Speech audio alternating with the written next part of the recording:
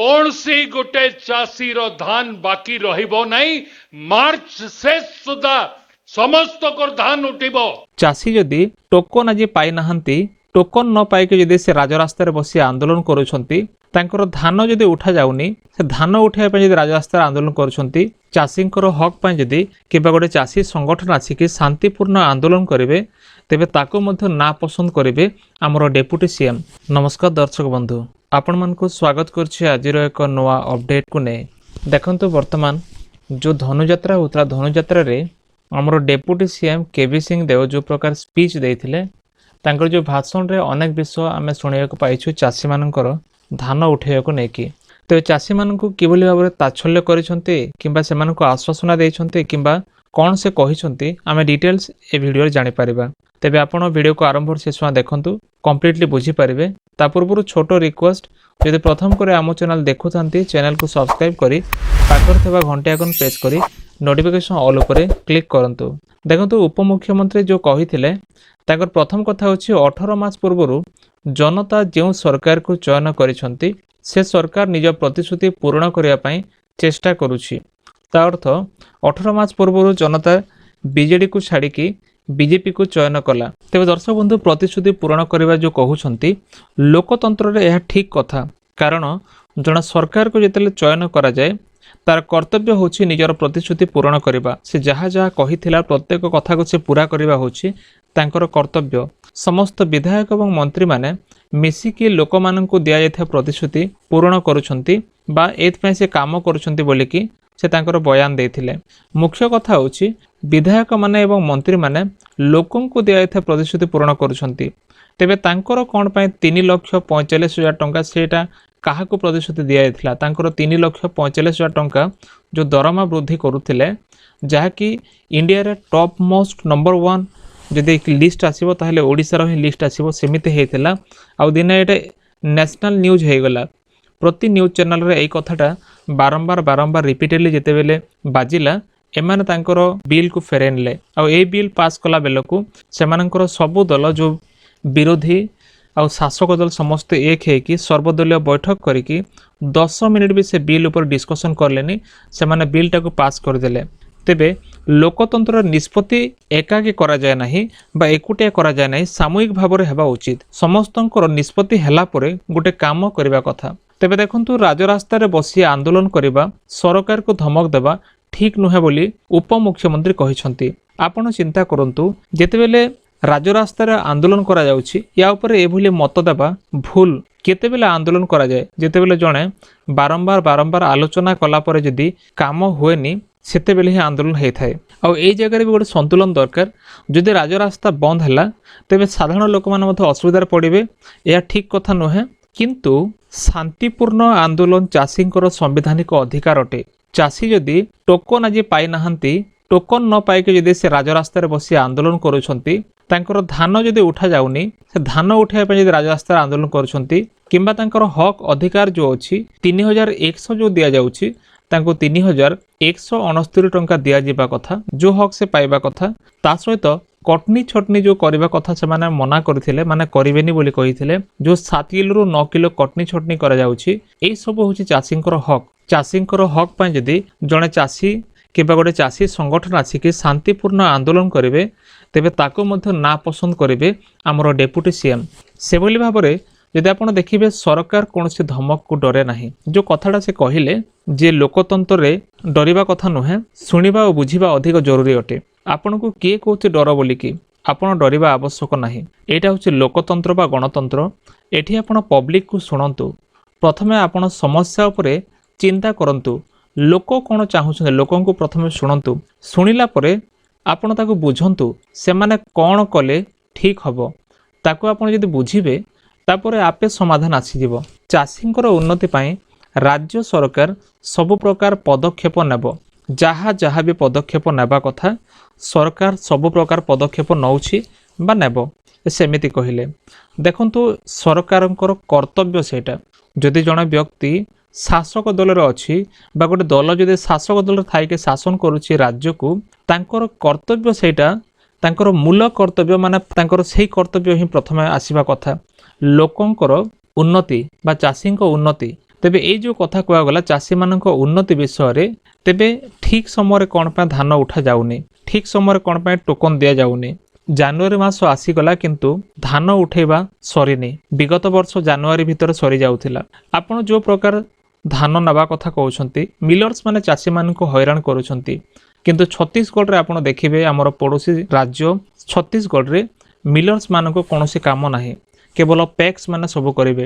ସେମାନେ 1 ଘଣ୍ଟାରେ ଟୋକନ ଦେଉଛନ୍ତି, କିନ୍ତୁ ଆପଣ କ'ଣ କଲେ, ଆପଣ ଟୋକନ ଲ୍ୟାପ୍ସ କରାଇ ଦେଉଛନ୍ତି। ତ ଏଭଳି ଭାବରେ ଯଦି ଆପଣ ଦେଖିବେ ଚାଷୀଙ୍କର ଉନ୍ନତି କେମିତି ହେଉଛି, ଚାଷୀଙ୍କ ଉନ୍ନତି ପାଇଁ ରାଜ୍ୟ ସରକାର ସବୁ ପ୍ରକାର ପଦକ୍ଷେପ ନେବ ବା ପଦକ୍ଷେପ ନେଉଛି। ଯେଉଁ କଥା କହିଲେ ଚାଷୀଙ୍କ ପାଇଁ କଥା ନୁହେଁ, ଠିକ୍ ସମୟରେ ଧାନ ଉଠେଇବା ଏବଂ ତାଙ୍କୁ ଟଙ୍କା ଦେବା ହେଉଛି ସବୁଠୁ ମୁଖ୍ୟ କଥା। ତେବେ ହିଁ ଚାଷୀଙ୍କ ଉନ୍ନତି ହେବ। ସେ କହିଲେ କି ଲୋକଙ୍କୁ ଭଡ଼କେଇବାକୁ ଚେଷ୍ଟା କରୁଥିବା ଲୋକମାନଙ୍କୁ ସତର୍କ ରହିବାକୁ କହିଛନ୍ତି। ତା ଅର୍ଥ ଯେଉଁମାନେ ଲୋକଙ୍କୁ ଭଡ଼କାଉଛନ୍ତି, ଯେଉଁମାନେ ଲୋକଙ୍କୁ ଉସ୍କାଉଛନ୍ତି, ସେମାନଙ୍କୁ ସେ ହିଂସା ଆଉ ଉତ୍ତେଜନା ନ କରିବା ପାଇଁ ବା ସତର୍କ ରହିବା ପାଇଁ ତାଙ୍କୁ ସେ କହିଛନ୍ତି। ଯେଉଁ ସତର୍କତା ସେ କହିଛନ୍ତି ସତର୍କ ରହିବା ପାଇଁ, ହିଂସା ନ କରନ୍ତୁ କି ଲୋକଙ୍କୁ ଉତ୍ତେଜନା ନ କରନ୍ତୁ, କିନ୍ତୁ ସମସ୍ତ ଅସହମତିକୁ ଯଦି ଭଡ଼କାଇବା ବୋଲି କୁହାଯାଏ ତେବେ ସେଇଟା ହେଉଛି ଭୁଲ ମେସେଜ। ଆପଣ ସରକାର ହେଇକି ଚାଷୀଙ୍କୁ ସହଯୋଗ କରିପାରୁନାହାନ୍ତି, ଚାଷୀଙ୍କ କଥା ଆପଣଙ୍କୁ ଠିକ୍ ଲାଗୁନି। ଯେତେବେଳେ ଆପଣ ସରକାରରେ ନଥିଲେ ଆପଣ ବାରମ୍ବାର କହୁଥିଲେ ଚାଷୀଙ୍କ ସ୍ୱାର୍ଥ ପାଇଁ ଆମେ ଏମିତି କରିବୁ ସେମିତି କରିବୁ। ଆପଣଙ୍କର ଯେଉଁ ସ୍ୱାର୍ଥ କଥା, ଚାଷୀଙ୍କ ସ୍ୱାର୍ଥ କଥା ଯେଉଁ ସେତେବେଳେ ଥିଲା, ସେତେବେଳେ ସହଯୋଗ ପରି ଲାଗୁଥିଲା, କିନ୍ତୁ ଏଇନା ଆପଣଙ୍କର ସହଯୋଗ ନାହିଁ। ଆପଣ ଅସହଯୋଗ କରିକି କ'ଣ କରୁଛନ୍ତି, ଏଇଟାକୁ ଆପଣ କହୁଛନ୍ତି ହିଂସା ଏବଂ ଉତ୍ତେଜନା କରୁଥିବା ବ୍ୟକ୍ତିମାନଙ୍କୁ ସତର୍କତା ରୁହ। କୌଣସି ଧାନ ବାକି ରହିବ ନାହିଁ, ଯାହାକି ମାର୍ଚ୍ଚ ଶେଷ ସୁଦ୍ଧା ସମସ୍ତଙ୍କର ଧାନ ମଣ୍ଡିକୁ ଉଠାଯିବ। ତାଙ୍କର ଡେଡଲାଇନ୍ ମଧ୍ୟ ଦିଆଯାଇଛି ମାର୍ଚ୍ଚ ଶେଷ ସୁଦ୍ଧା। ଏଇଟା ହେଉଛି ସବୁଠୁ ପାୱାରଫୁଲ୍ ଏବଂ ପଜିଟିଭ ମେସେଜ। ଆପଣ ଯେଉଁ ମେସେଜଟା ଦେଲେ ଏଇଟା ସମ୍ପୂର୍ଣ୍ଣ ପାୱାରଫୁଲ୍ ମେସେଜ, ଗୋଟେ ପଜିଟିଭ ମେସେଜ। ଲୋକ ୟାକୁ ବୁଝିବେ। ଲୋକତନ୍ତ୍ରରେ ଏପରି ଘୋଷଣା ସରକାରକୁ ଦିନେ ଜବାବ ଦେବାକୁ ପଡ଼ିଥାଏ। ଆପଣ ଯେଉଁ କହିଦେଇଛନ୍ତି ମାର୍ଚ୍ଚ ଶେଷ ସୁଦ୍ଧା ସମସ୍ତଙ୍କର ଧାନ ମଣ୍ଡିକୁ ଉଠାଯିବ, ଯଦି ନ ଉଠିଲା କ'ଣ କରାଯିବ, ଲୋକେ ଆପଣଙ୍କୁ ପୁନର୍ବାର ଆନ୍ଦୋଳନରେ ଆଣିବେ, ଆପଣଙ୍କ ବିରୁଦ୍ଧରେ ନାରାବାଜି କରିବେ। ଆପଣ ଯେଉଁ କଥା କହିଛନ୍ତି ତାକୁ କରିବା ମଧ୍ୟ ଦରକାର। କେବଳ କହିଦେଲେ ହେବନି, ତାକୁ କରିକି ଦେଖାଇବା ଦରକାର। କୌଣସି ଚାଷୀଙ୍କ ଧାନ ବାକି ରହିବ ନାହିଁ। ମାର୍ଚ୍ଚ ଶେଷ ସୁଦ୍ଧା ସମସ୍ତଙ୍କର ଧାନ ମଣ୍ଡିକୁ ଉଠାଯିବ ଯେଉଁ କଥା କହିଲେ, କେତେ ଦୂର ଠିକ୍ ସେ ସମୟରେ ହିଁ ଜଣାପଡ଼ିବ। ଆନ୍ଦୋଳନ ନାମରେ ଧମକ ଦେବା, ଏଭଳି ରାଜନୀତି ବନ୍ଦ ହେବା ଉଚିତ। ମାନେ କିଏ ଏଠି ରାଜନୀତି କରୁଛି? ଯଦି ଧମକ କିମ୍ବା ହିଂସା ହୁଏ, ସରକାରଙ୍କ ବିରୋଧ କରାଯାଏ, ତେବେ ଲୋକତାନ୍ତ୍ରିକ ଭାବେ ଠିକ୍। କାରଣ ଯଦି କୌଣସି ବ୍ୟକ୍ତି ତାଙ୍କର ହକ୍ ଅଧିକାର ପାଇଁ କହୁଛନ୍ତି, ସେ ତାଙ୍କୁ ହିଂସା ଆକାରରେ ନୁହଁ, ଶାନ୍ତିପୂର୍ଣ୍ଣ ଆନ୍ଦୋଳନ ଆକାରରେ ସେ କହୁଥିବେ। କିନ୍ତୁ ଶାନ୍ତିପୂର୍ଣ୍ଣ ଚାପକୁ ଧମକ ବୋଲି କହିବା ଉଚିତ ନୁହେଁ। ଯଦି ଆପଣଙ୍କୁ ପ୍ରେସର ଦିଆଯାଉଛି, ଗଭର୍ଣ୍ଣମେଣ୍ଟରେ ଥାଇକି, ସରକାରରେ ଥାଇକି ଚାଷୀମାନେ ଯଦି ପ୍ରେସର ଦେଉଛନ୍ତି ତାଙ୍କର ହକ୍ ଅଧିକାର ପାଇଁ, ତେବେ ଆପଣ ଯେଉଁ ତାଙ୍କୁ ଧମକ ବୋଲି କହିବା, ଏଇଟା ମଧ୍ୟ ସମ୍ପୂର୍ଣ୍ଣ ଅନୁଚିତ। ସରକାର ସଦାସର୍ବଦା ଆଲୋଚନା ପାଇଁ ପ୍ରସ୍ତୁତ। ଯେଉଁ କଥା କହିଲେ ଏହା ମଧ୍ୟ ଲୋକତନ୍ତ୍ରର ପ୍ରାଣ ବୋଲି କୁହାଯିବ। ଲୋକତନ୍ତ୍ରରେ ସଦାସର୍ବଦା ଆଲୋଚନା କରିବା ଦରକାର। ଆଲୋଚନାରେ ହିଁ ସମାଧାନ ଥାଏ। କିନ୍ତୁ ଚାଷୀ ସଂଗଠନ ସହ ନିୟମିତ ଆଲୋଚନା ଆପଣ କରିଛନ୍ତି କି? ଯଦି ଆପଣ କରିଛନ୍ତି, କେତେଥର ଆପଣ ଆଲୋଚନା କରିଛନ୍ତି? ଯଦି ବି କରିଛନ୍ତି, ଆପଣ କ'ଣ ସମାଧାନ କରିଛନ୍ତି? କେବଳ ଯେ ଆଲୋଚନା କରିବା ଦରକାର ବୋଲି କହିଦେଲେ ହେବନି, ତାକୁ ଭାଷଣରେ କହିଲେ ହେବନି, ତାକୁ କରିକି ଦେଖାଇବା ଦରକାର। ସଦାସର୍ବଦା ସରକାର ଆଲୋଚନାରେ ପ୍ରସ୍ତୁତ। ଆପଣ କେତେ ଆଲୋଚନା କରି କେତେ କ'ଣ କାମ କରିଛନ୍ତି? ଆଜି ଆନ୍ଦୋଳନ, ଏପର୍ଯ୍ୟନ୍ତ ଆନ୍ଦୋଳନ ବନ୍ଦ ହେଇନି। ଆପଣ କହୁଛନ୍ତି ଟୋକନର କଥା, ଟୋକନ ତ ଚାଷୀ ଠିକ୍ ଭାବରେ ପାଇପାରୁନାହାନ୍ତି, ଟୋକନ ଲ୍ୟାପ୍ସ ହେଇଯାଉଛି।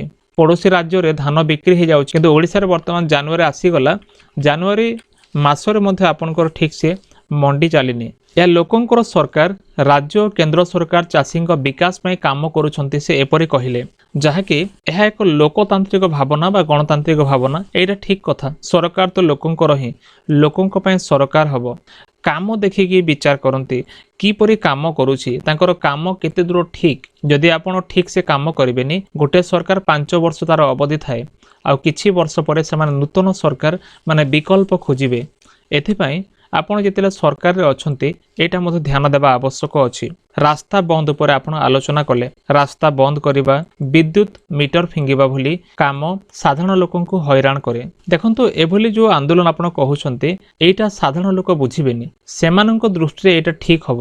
କାରଣ ଆପଣ ଯେଉଁ ପ୍ରକାର ସରକାରରେ ଥିଲା ସମୟରେ ଲୋକ ହଇରାଣ ହେଉଛନ୍ତି, आंदोलन एपरि हेबा उचित जे तृतीय पक्ष मध्य क्षतिग्रस्त न हो। आपण सरकार रे थाई कि आलोचना करंतु, लोकंको समस्या समाधान करंतु। एमाने एतिकी कथा बुझिबेनी। ए जो विद्युत मीटर फिंगिबा कथा कहले, रास्ता बंद करिया कथा कहले, जने साधारण मनीष ए विषय रे सेते जानिबोनी। आपण होतो डेमोक्रेसी को भल भाबरे जानिछंती। ए सब जानि कि आपण ठीक भाबरे विचार भी कले बा ठीक कथा कहिले।